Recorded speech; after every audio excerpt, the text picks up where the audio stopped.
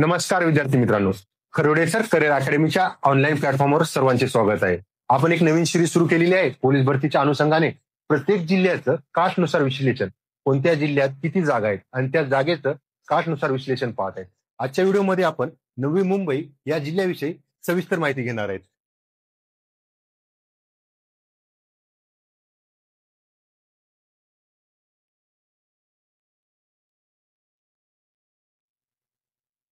नवी मुंबई या जिल्ह्यामध्ये टोटल जागा आहेत 445. किती जागा आहेत? 445 जागा आहेत नवी मुंबईमध्ये.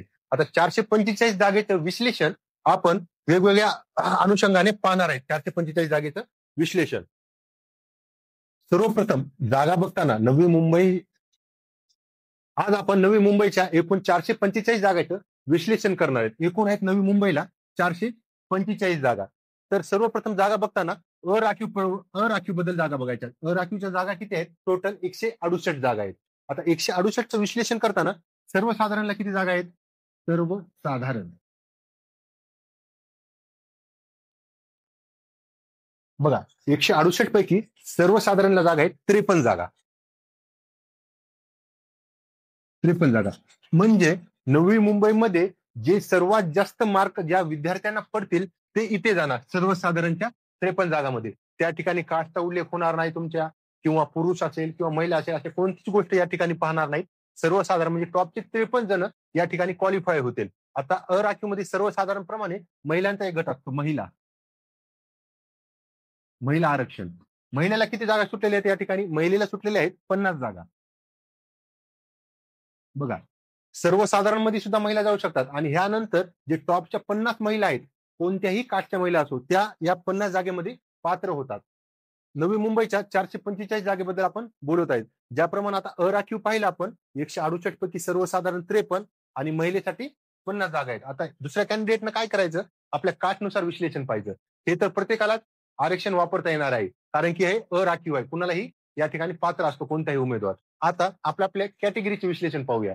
सुरुवातीला पाहू आपण अनुसूचित जाती. अनुसूचित जातीला या ठिकाणी आहेत 47 जागा. किती आहेत? टोटल 47 जागा. आणि त्याचं विश्लेषण कसं आहे? सर्वसाधारण 16,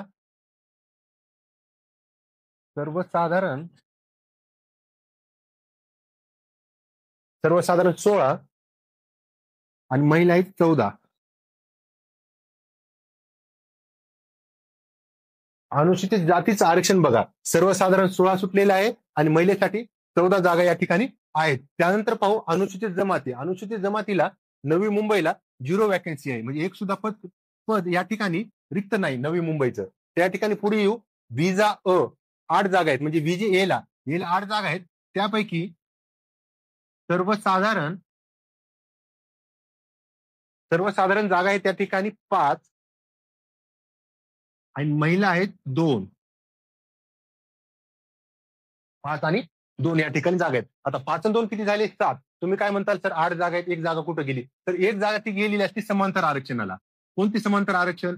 यामध्ये काय काय येतं समांतर मध्ये? खेळाडू येतं, प्रकल्पग्रस्त येतं, भूकंपग्रस्त येतं, पोलीस पाल्य येतं. मग ही कशाला सुटलेली आहे? त्या समांतर आरक्षणाला कोणत्या तरी एका पदाला ही एक पोस्ट या ठिकाणची सुटलेली आहे. या समांतर आरक्षण विषयी आपण एक स्पेशल व्हिडिओ बनवणार आहे. ती व्हिडिओ तुम्ही पाहून घ्यायचा त्या समांतर आरक्षणाच्या वेळेसचा. आता इथे 8 जागा आहेत, सर्वसाधारणला 5 जागा आणि महिलेला आहेत 2 जागा. आता जर विजेची एक महिला आहे, समजा उदाहरण देतो तुम्हाला, विजेची किंवा विजा अ ची एक महिला आहे, ती कोणत्या जागेला पात्र होणार? ती सर्वप्रथम सर्वसाधारणच्या 53 जागेसाठी पात्र होणार. सर्वसाधारणच्या 53 जागेसाठी पात्र होणार. त्यानंतर अराखीवच्या महिलाची जी वॅकन्सी आहे त्या 50 जागेसाठी सुद्धा ती पात्र होणार. त्या दोन्ही मेरिटमध्ये जर ती नाही बसली, 53 50 या दोन्ही मेरिटमध्ये नाही बसली, तर ती तिच्या कास्टच्या 5 जागेसाठी पात्र असणार. त्याही मार्कमध्ये नाही भेटली, शेवटी तिला तिच्या कास्टच्या महिला आरक्षणानुसार या 2 जागेत बसावं लागणार. म्हणजे जास्तीत जास्त महिलाला किती प्रमाणात फायदा आहे आरक्षणाचा? अराखीवमध्ये सर्वसाधारण मध्ये जाता येतं, महिला आरक्षणात जाता येतं, पुन्हा विजेए मध्ये सर्वसाधारण मध्ये जाता येतं आणि महिलामध्ये सुद्धा या ठिकाणी जाता येतं. त्यानंतर आपण पुढची काठ बघणार आहेत भजब. भजबला एकूण 10 जागा आहेत. 10 जागेचं विश्लेषण कसं आहे? 1+3. इथं सर्वसाधारणला 1 जागा आहे. सर्वसाधारणला 1 आहे आणि महिलाला या ठिकाणी जागा आहेत 3. बघा भजबचं 10 पैकी आरक्षण सर्वसाधारणला 1, महिलेला 3 आहे. त्यानंतर पुढचं बघू आपण भजक. भजकला एकूण आहेत 13 जागा. 13 पैकी काय आहे इथं पण सर्वसाधारणला 3, सर्वसाधारण 3 जागा आहेत आणि महिलेसाठी 4 जागा आहेत.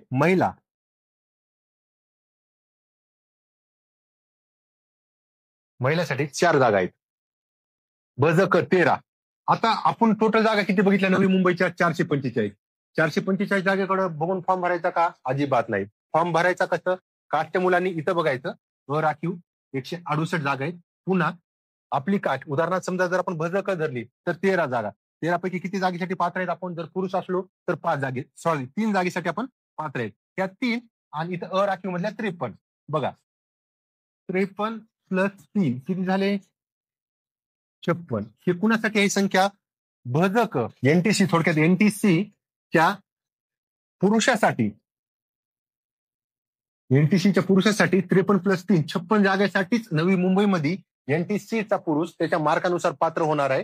कारण की 445 या जागेचा उपयोगच नाही. त्यामुळे फॉर्म भरताना आपण ही लक्ष गोष्ट करायची. नवी मुंबईला जास्त वॅकन्सी आल्या म्हणून तिथं फॉर्म भरायचा का? भरायचा का फॉर्म?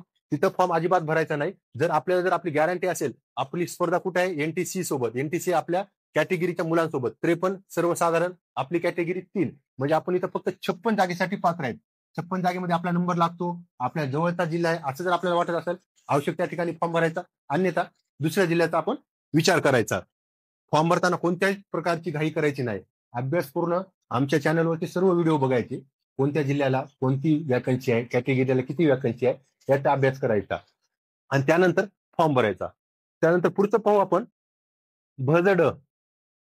एनटी ड ला आहेत 2 जागा. 2 पैकी सर्वसाधारणला 1 सुटलेली आहे आणि महिलेसाठी 1 सुटलेली आहे या ठिकाणी.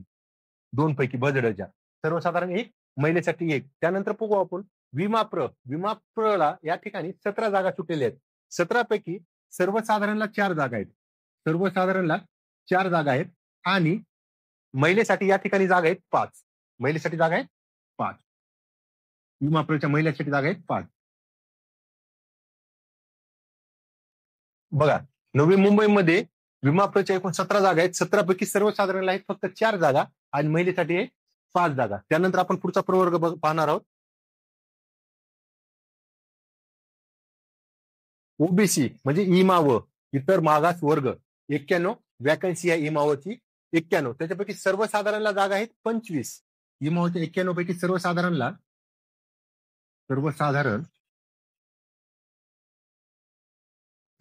जागा आहेत 91 पैकी 25 आणि महिलेसाठी आहेत 27. महिला 27. या ठिकाणी इमावच्या जागा बघा टोटल आहेत 91. त्यापैकी सर्वसाधारण 25 आहेत आणि महिलेसाठी 27 जागा या ठिकाणी नवी मुंबईला आपल्याला पाहायला भेटतात. त्यानंतर पुढचा प्रवर्ग पाहणार आहोत आपण एसीबीसी. एसीबीसीच्या या ठिकाणी 45 जागा आहेत. इथलं विश्लेषण काय एसीबीसीचं? 14 प्लस 14, 14 प्लस 14, 14 आहेत जनरल पुरुष, म्हणजे कुणी पण जनरल येणार याच्यात. महिला असो की स्त्री, महिला असो की पुरुष, एसीबीसीच्या जनरल मधले 14 जागा त्यांना भेटू शकतात. त्यानंतर फक्त महिलांसाठी या ठिकाणी राखीव असलेल्या 14 जागा आहेत एसीबीसीच्या 45 जागेपैकी. त्यानंतर पुढचा प्रवर्ग आहे ईडब्ल्यूएस. ईडब्ल्यूएसच्या टोटल जागा आहेत 44. ईडब्ल्यूएसच्या टोटल जागा आहेत 44. 44 पैकी 14 प्लस 13 सर्वसाधारणला 14 आहेत. सर्वसाधारणला